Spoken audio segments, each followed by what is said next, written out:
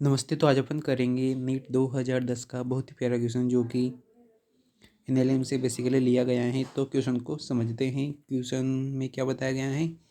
A block of mass M is in contact with the cart C as shown in the figure. मतलब एक block ये रहा और एक कार्ड मतलब एक गाड़ी ये रही, दोनों क्या है कॉन्टेक्ट में हैं और जो ब्लॉक है उसका मास एम दिया गया है।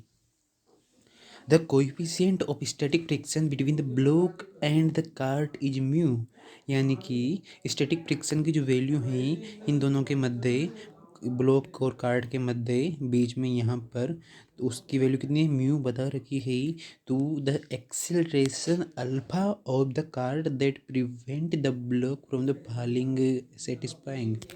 मतलब एक्सेलरेशन अल्फा की वैल्यू अपन को बतानी है जिसकी वजह से कार्ट नीचे नहीं गिर पा रहा होगा। तो देखिए एक बार अपन क्वेश्चन को समझते हैं। कार्ट का मास कितना है? एम है। तो नीचे की साइड में क्या लग रहा होगा?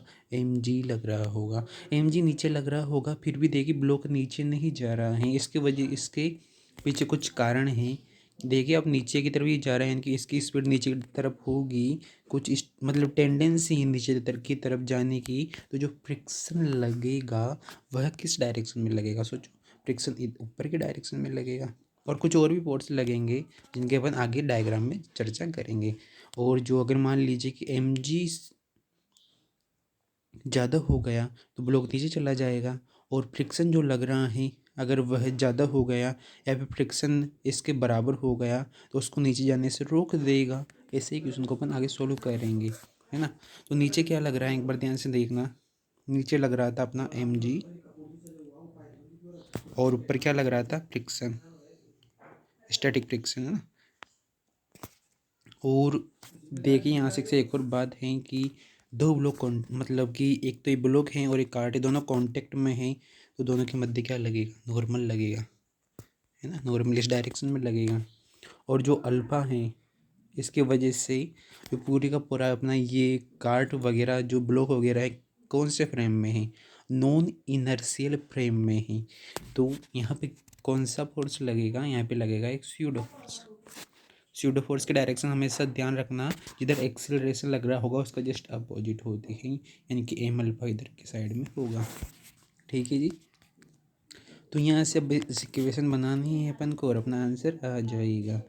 तो एक बार ध्यान से समझते हैं पहले क्या क्या इक्वेशन बन सकती हैं। एक इक्वेशन तो मेरे पास ये आ गई कि नॉर्मल जो होगा किसके इक्वल होगा? एम अल्फा के इक्वल होगा। ठीक है।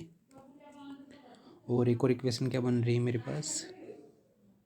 एक और इक्वेशन जो बन रही है that will be equal to की जो फ्रिक्शन होगा,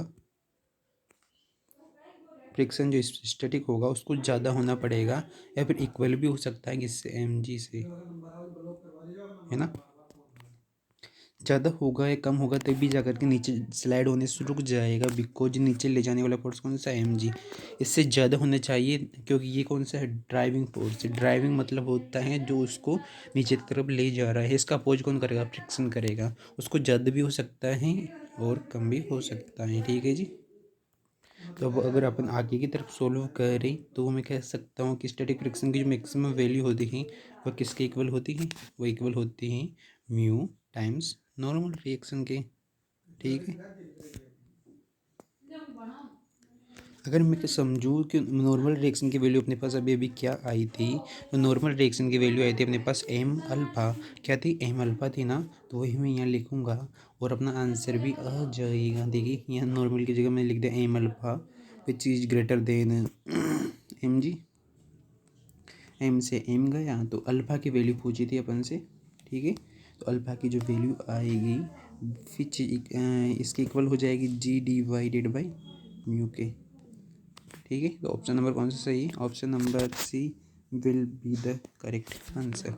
इसका सॉल्यूशन पीछे दे रखा है, इसको भी एक बार समझ लीजिए। नीचे की तरफ एम जी लग रहा है ना, ऊपर की तरफ फ्रिक्शन लग रहा है, इधर की साइड नॉर्मल लग रहा है और एम एल्फा इधर की साइड लगेगा। क्यों लगेगा? बिकॉज एक्सेलरेशन के जस्ट अपोजिट लगता है स्यूडो फोर्स। स्लाइड नहीं होने के केस में क्या होना पड़ेगा? एफ ड्राइविंग फोर्स हो, मतलब जो एम जी होगा उससे ज़्यादा किसको होना पड़ेगा? स्टैटिक फ्रिक्शन की वैल्यू को होना पड़ेगा। ड्राइविंग फोर्स एम जी मैंने लिख ही दिया विच इस डायरेक्शन मतलब बता रखा है। और स्टैटिक फ्रिक्शन की वैल्यू क्या होती है? Mu into normal reaction. Normal reaction की वैल्यू आगे पुट कर रखी है और अपना आंसर आ चुका है। ठीक है, तो थैंक यू।